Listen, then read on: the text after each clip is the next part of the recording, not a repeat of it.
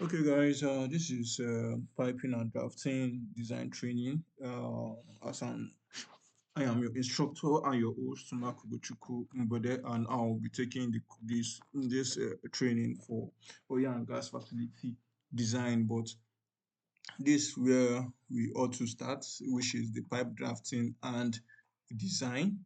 Like I said on the WhatsApp group that this this is one of the materials that we are going to use on our program, and this material is the introduction of the entire thing that we are going to see on this program. So, in this material, we have um, the list of things, the content that we are going to look at, which is the overview of piping and drafting, steel pipes, pipe fittings, flanges, valves, mechanical equipment, flow diagram and instrumentation, pipe code and specification, equipment layout, piping arrangement drawing, standard piping details, piping system, and pipe isometric, and the rest is practical, just as I said. So, the beginning of the course, we are going to look at the overview of pipe drafting and design. Once we talk about pipe drafting and design, like I say, piping engi- engineer for over so many years now. What we do is that we are the ones that are responsible in devel- developing the conceptual model on how the facility or plant is going to look like. So that is our responsibility, and we are used in various industries, because pipes are used in various industries, which are in power plants, in chemical plants, paper plants, fertilizer plants, pharmaceutical plants, offshore and environmental, even water treatment plants. You use pipes. So pipe engineers are needed in order to actually make this plant into reality. And also, um, and also there is difference between piping and pipeline. Pipeline is those pipes that are being laid that connects two facilities in different location together, while piping is within a location, within one facility, within a unit. So that is piping. So like now, for example of pipeline, that's a KK project, pipeline project, that is supposed to take crude from Port Harcourt to Kaduna, and that is pipeline. Why, if you see, if you go to Dangote refinery, and the whole piping system in that plant, that is what we refer to as piping. Now, who are these people that employ pipe designers? We have the engineering and construction company, which is the common EPC companies that you see. We have so many of them in Nigeria, and so many of them too. We have operating companies, architectural companies, which is MEP company, which is mechanical, electrical, and piping companies, and also we have construction companies and fabrication companies. These are companies that employ pipe drafters and pipe designers. So, what are the skills that can make you be a piping engineer or an oil and gas facility design engi- engineer? One, you need to have some soft skills such as communication skill, good reporting skill, and you have to familiarize yourself with code and standard. While the technical skills, you must know how to use codes and a little bit of project management though. So, and estimation and material cost and processing. These are the things that you actually need in order to become a pipe engineer. These are the soft skills. So, which I am going to give to you. And the technical skill, you need to be good with CAD software. CAD software is one of the key things as drafters that we need to know how to use. So that's just it. So on chapter 2, we are going to talk about history of pipe. And our pipe has helped us. Our pipe has helped us in order to achieve what we want in piping. So let me talk about a little bit of an history on piping.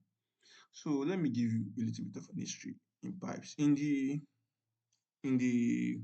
years before now, the natives, which is the early men, use this bamboo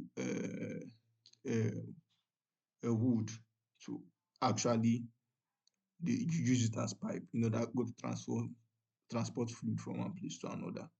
But as time goes on, such materials doesn't last. It doesn't take a whole lot of time before it doesn't take a lot of time before it deteriorates. So men find all means in order to get a very good this a substance or material in which they can use as pipe. That is what you see in our today golden age on pipes and how we manufacture all these pipe due to research.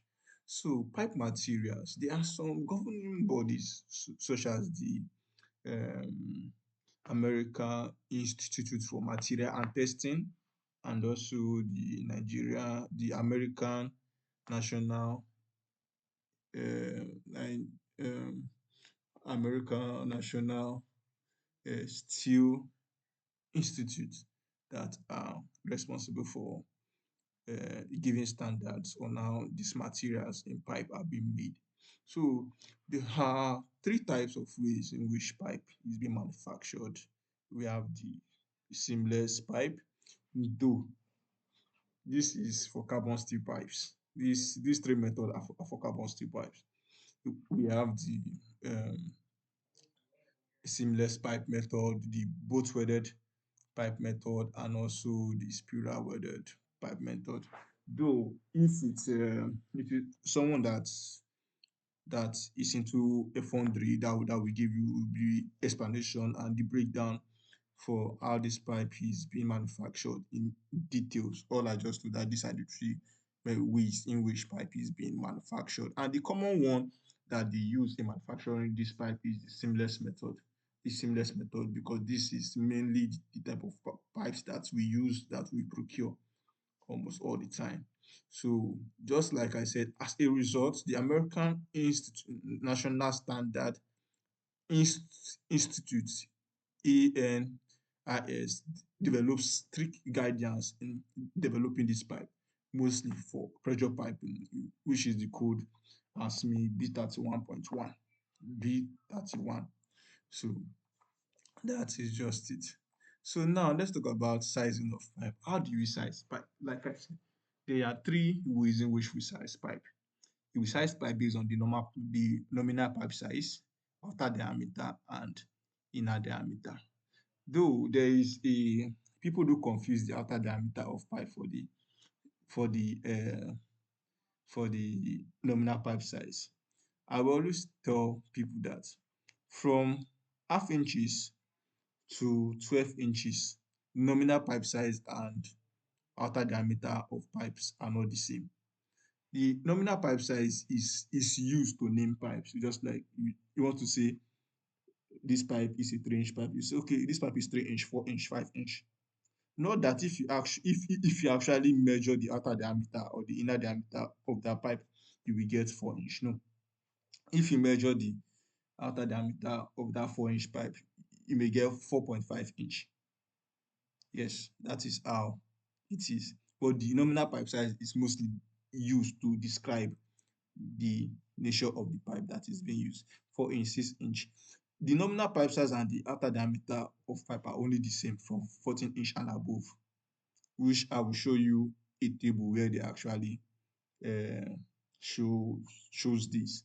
So nominal pipe size is used to describe the is used to name size. It is used going to name pipes.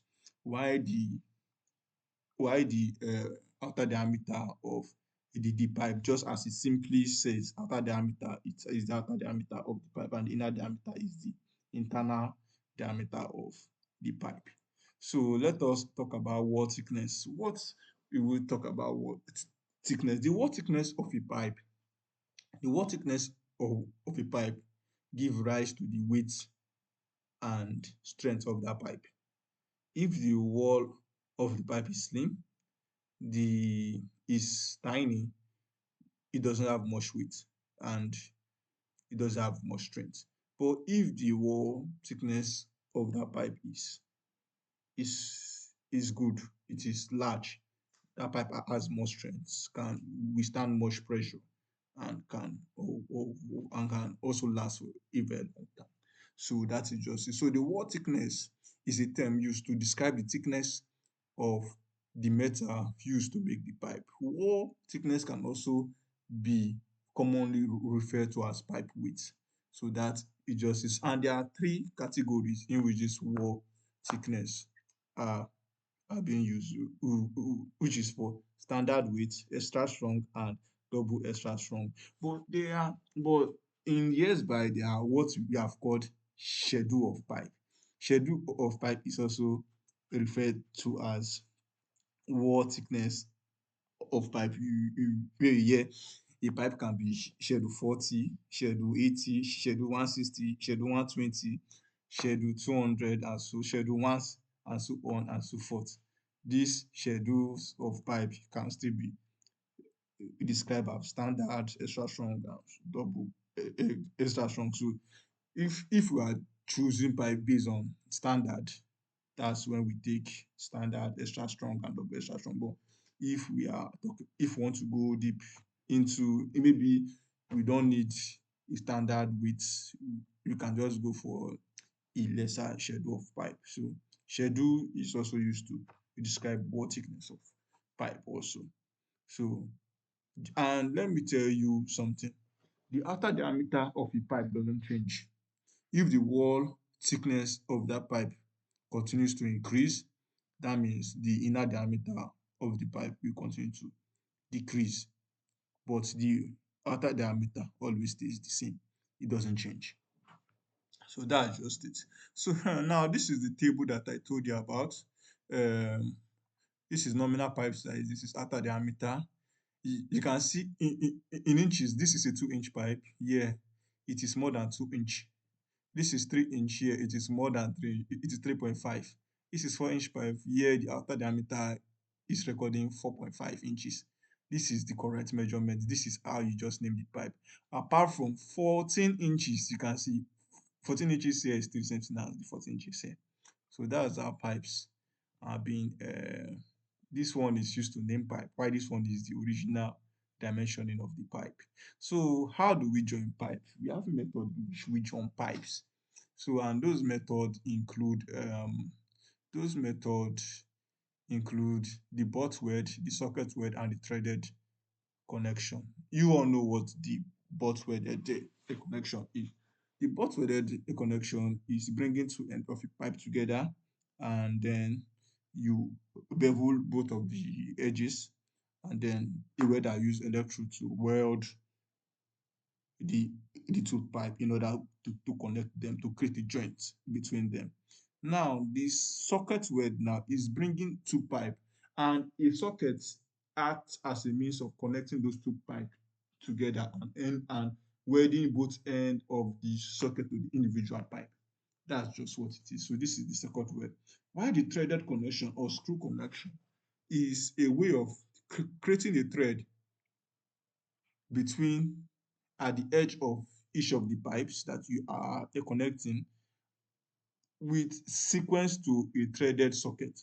So you just use the the threaded socket to connect both pipe together.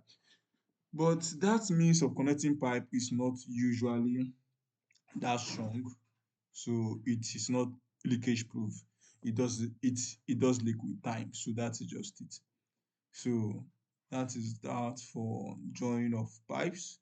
Now, like I said, all these are for carbon steel pipes. Now let's talk about, there are some other pipe materials such as cast iron, which is very strong, have a very high it's resilient but very brittle. And we have some, and their ways in which these materials are also being joined together. We also have plastic. This plastic is a pipe material that we see on our different homes. We see it on our different homes that we use in our kitchen, in our bedroom, in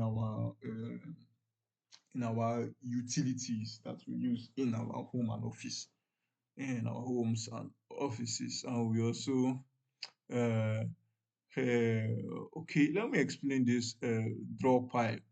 The way you draw pipes, mostly once it comes to GA, any pipe from 12 inches below is drawn with a single line, and those from 12 inches, from 14 inches above, are drawn with double line.